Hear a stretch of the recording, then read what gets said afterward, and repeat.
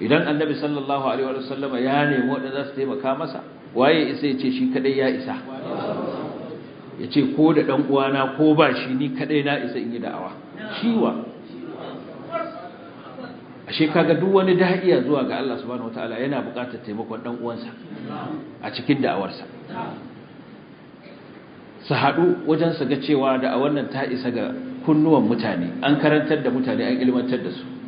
babban abin da mutane suke buƙata shine ilimi kuma shine fadar Allah da manzansa da abin da sahabban annabi sallallahu alaihi wasallam da tabi'ai da atba'ut tabi'in suka rayu akai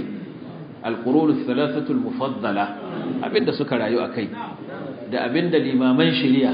suka bar mana na ilimi wannan shine karantarwa mutane suna buƙatar wannan